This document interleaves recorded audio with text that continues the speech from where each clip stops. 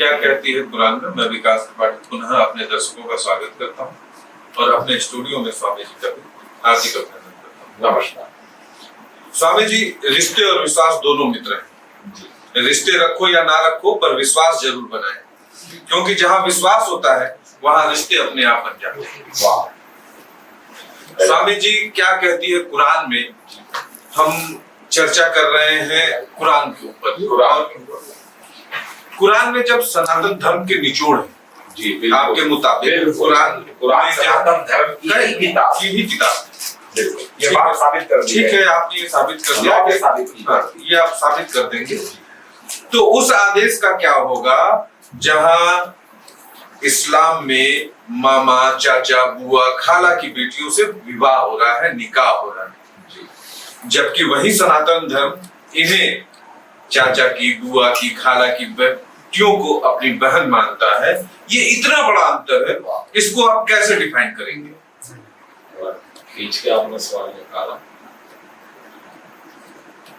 वाकई बहुत बड़ा डिफरेंस है तो, है ना। इसमें ऐसे है, इसमें जो आयत है ना, जब आप उसे, वो आयत कहाँ पर उसमें जो है ना, उसमें आपको खोलने निकालने में टाइम। इसमें जब आयत को आप पढ़ेंगे ना, तो इस आयत को कुछ ऐसे लिखा हुआ है, ए नबी, आपको वो बीबियां हलाल कर दी जाती हैं जिनके आपने मेहर किए हैं। अब हो सकता है इसमें शब्दों में थोड़ा हेरफेर हो। आपके लिए हलाल की जाती हैं जिनके आपने मेहर किए हो, या जो औरतें आपके हाथ में जिहाद में आई हो। अब देखिए, जिहाद का मतलब लड़ाई नहीं है, ये भी संसार के सामने आएगा। पिछली चर्चाओं में बता के रखा है जिहाद। अब यहाँ ये जिहाद हो रहा है, ये जो जिहाद हो रहा है ना, अल्लाह कहते हैं अब आप कुरान की बात जारी करने के लिए बहुत मेहनत भरा जिहाद जारी कीजिए। अल्लाह कह रहे हैं किसी को बोल रहे हैं अल्लाह कि तुम ये करो, वो करो, वो करो।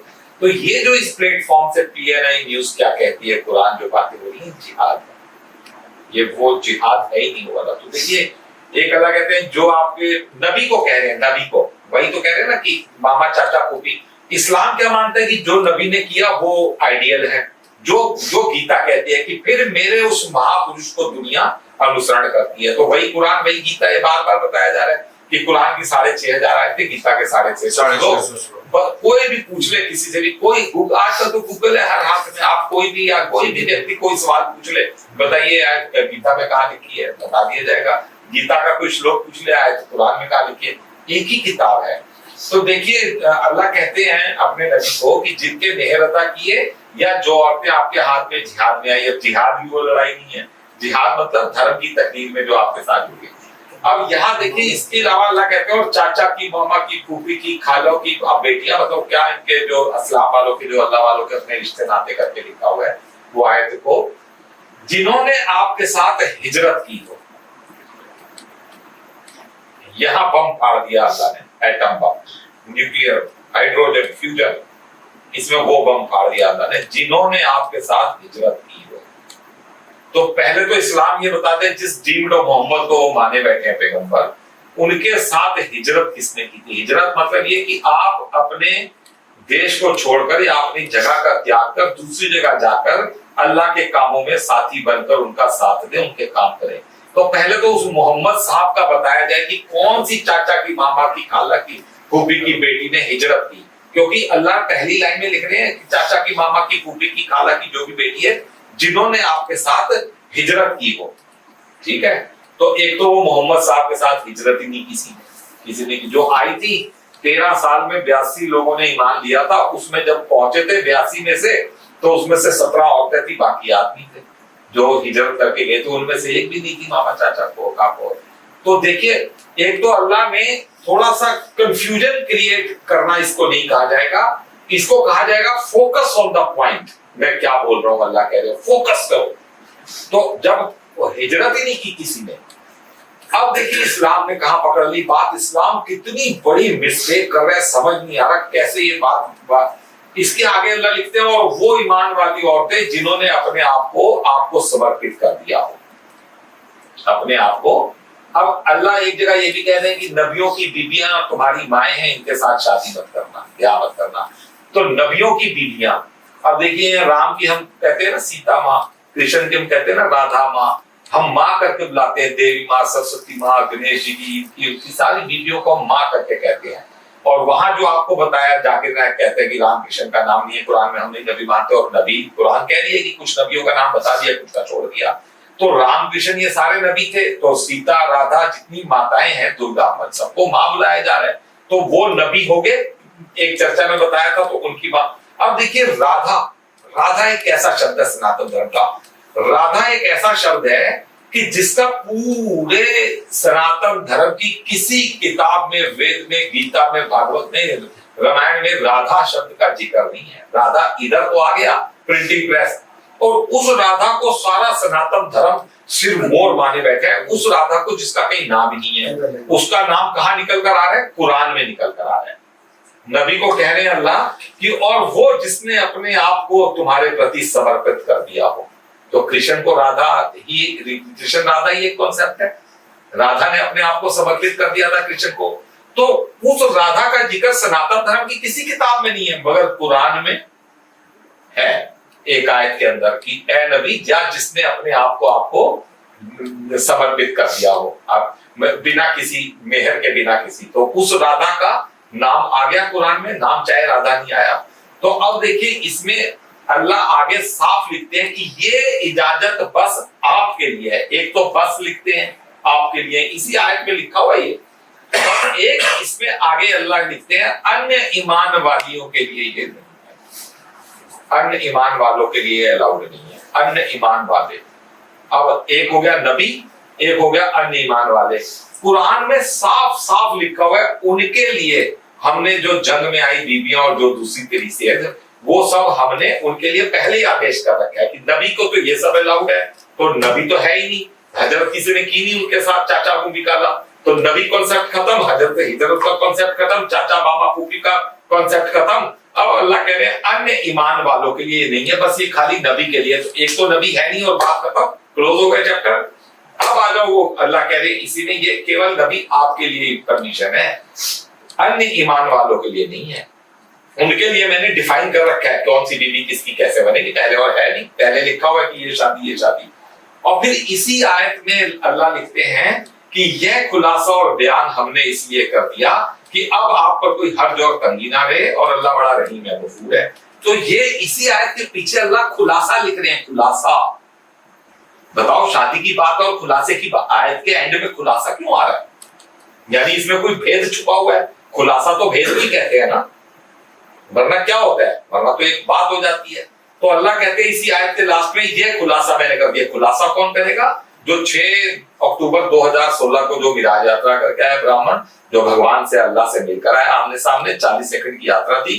यूनिवर्स के सारे सीक्रेट कोड्स उसको दिए गए, वो उसने यूनिवर्स के सारे सीक्रेट 2018 भारत सरकार से कॉपीराइट करा रखे हैं। अमेरिका जो ब्लैक होल की फोटो और यूनिवर्स के डाटा दे रहा है 2018-19 में, वो सब उसने 2017 में कॉपीराइट करा रखे हैं। नासा को सारा डाटा भेज रखे हैं।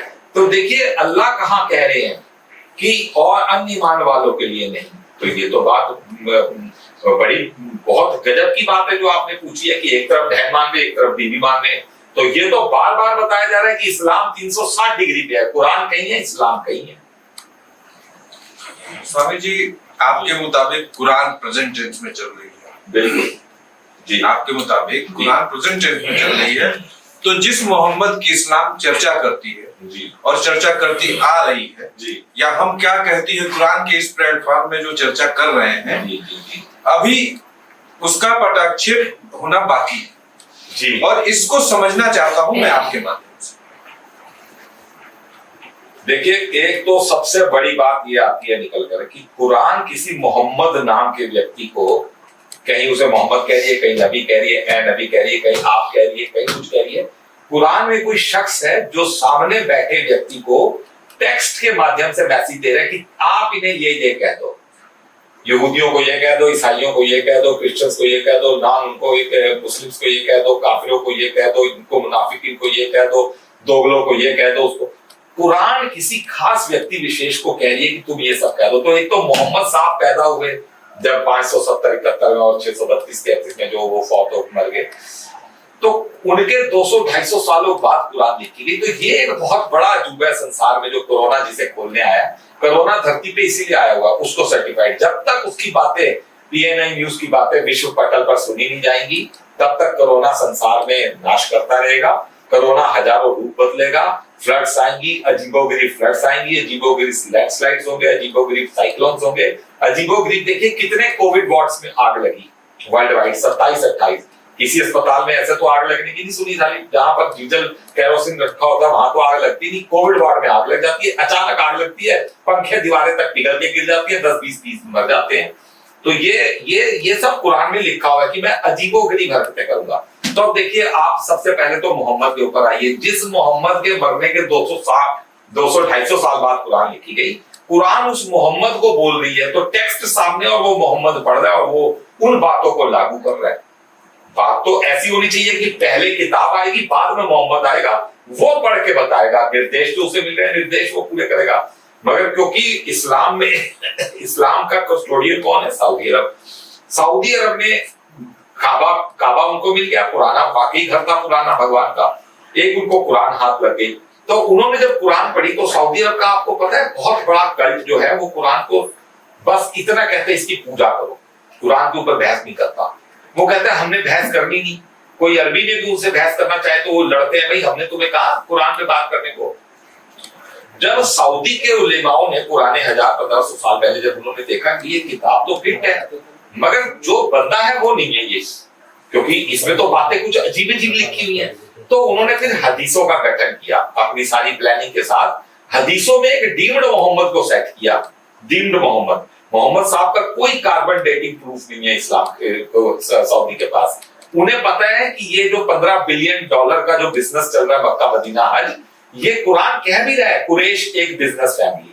कुरान कह रहा है सऊदी अरब वालों को, हाजियों को पानी पिलाने से ठेकेदार बन गए तुम। पानी पिलाना मतलब सेवा। तुम तो पूजा करते नहीं हो इस भगवान की, तुम तो पूजा करो। क्यों? क्योंकि सऊदी को पता है कि जो मोहम्मद की बात की जा रही है संसार के अंदर वो मोहम्मद एक्चुअल में था ही नहीं। उन्होंने हदीसों के थ्रू एक डीम्ड मोहम्मद सेट कर दिया और उसके बाद बिजनेस की उसकी कमाई खाने लगे। उन्हें पता है, सऊदी अरब को पता है मिराज यात्रा हो चुकी है, सऊदी को उस आदमी ने मेल किया था, सऊदी अरब ने उसके बाद मेल का रिप्लाई दिया ऑटो जनरेटेड। उसके बाद पिछले कोरोना के साथ साथ ही सऊदी अरब ने काबा नॉन मुस्लिम के बोर्ड हटा दिए, कोरोना के साथ साथ ही सऊदी अरब ने हदीसें रिजेक्ट कर दी, कोरोना के साथ साथ ही सऊदी अरब ने तबलीगी जमात बैन कर दी, रामकृष्ण की पढ़ाइयां अपने स्कूल में कंपलसरी कर दी, फिल्म स्टेज शो कंपलसरी शुरू कर दिए। तो सऊदी अरब को पता है, मगर उनको पता है कि ये जो डीम्ड मोहम्मद हमने सेट कर दिया तो 57 में से 56 देश तो भड़क जाएंगे कि भाई तुम्हें जब पता था ये सारा फर्जीवाड़ा है। काबा अपनी जगह सच्चा घर है, कुरान अपनी जगह सच्ची है, मगर सऊदी अरब ने बिजनेस हथियाने के लिए, वर्ल्ड का सेंटर ऑफ अट्रैक्शन बनने के लिए सऊदी अरब ने एक डीम्ड सारा औरा खड़ा किया अपना। और जिस मोहम्मद को कुरान कह रही है, देखिए अब कुरान में कैसी कैसी आयतें हैं। वो अल्लाह कहते हैं कि ए ईमान वालों नबी के घरों में विदाउट कॉल मत जाना। समझे ये बात क्यों कह रहे हैं अल्लाह? नबी तो चला गया, सब कुछ खत्म, किसने जाना उनके घर? कौन सा नबी? वो तो कह रहे खत्म हो गया, एंड हो गया, दी एंड हो गया, अब ना कोई आ रहा ना कोई जा रहा। तो कुरान क्यों निर्देश दे रही है इस्लाम वालों को कि नबी के घर बिना कॉल मत जाना, बिना काल खाने पे मत बैठना, खाने के लिए बैठ के इंतजार ना करना कि नबी का टाइम वेस्ट हो, अगर खाने पे आ भी गए तो खाना खा के भग लो तुरंत। तुम्हारी इन सब औपचारिकताओं को, फॉर्मेलिटीज को पूरा करने में नबी को बड़ा तकलीफ होता है। नबी को बड़ी इस मामले में बड़ी मैनेज करना पड़ता है, उसे टाइम का क्राइसिस होती है ये वो। तो और ऐसी बात को मना करने से अल्लाह हरगिज नहीं तुम्हें शर्म करेगा कि नबी को जहां तुमने थोड़ी सी भी तकलीफ देनी है तो अल्लाह को इसमें कोई लिहाज नहीं। और अल्लाह नबी को भी कह रहे हैं आप भी लिहाज मत करो, इन्हें साफ साफ बोलो कि भाई तुम तब आना तुम। और नबी जब बोले तभी आओ, जब वो के चले जाओ तो चले जाओ। और नबी की बीवियों से पर्दे में बात करो, किसी के दिल में कोई खोट ना आ जाए उसकी बीवी को देख के। हालांकि ये ऐसी ऐसी बातें हैं कि जो नबी की बीवियों से तुम शादी ना करना वो हमेशा के लिए तुम पे हराम है, वो तुम्हारी माँ बराबर है। ये इस्लाम वाले बीबी आयशा, मम्मी आयशा, खदीजा आयशा, बीबी खदीजा, वो सब नाम लेते रहते हैं उनकी बीवियों का, बीबी मम्मी बोल के, mummy Ayesha, mummy Khadija, mummy है। वो सारा कर तो रहे हैं मगर ये सारा मिसलीड कर दिया सऊदी अरब ने। सऊदी अरब ने टोटल मिसलीड करके खुद तो कुरान का पिंड छुड़ा के बैठ गए, खाली उसकी पूजा इबादत कर रहे हैं। पाकिस्तान को सुपारी दे दी कि तू कुरान समझ।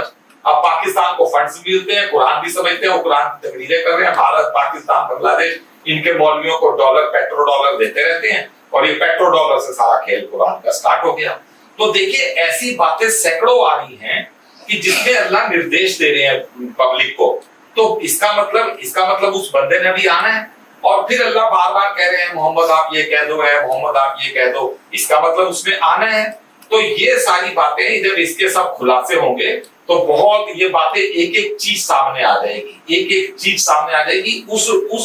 उस मोहम्मद ने अभी आना है, उसका पटाक्षेप अभी होना है, सारी दुनिया को वो इस्लाम में बदल देगा, सारी दुनिया अल्लाह को मान जाएगी, चाहे वो सनातन धर्म वाले आप हो, चाहे वो सरदार हो। अल्लाह एक शक्ति, परम शक्ति सामने आ जाएंगे, उनके नीचे सब अवतार हैं।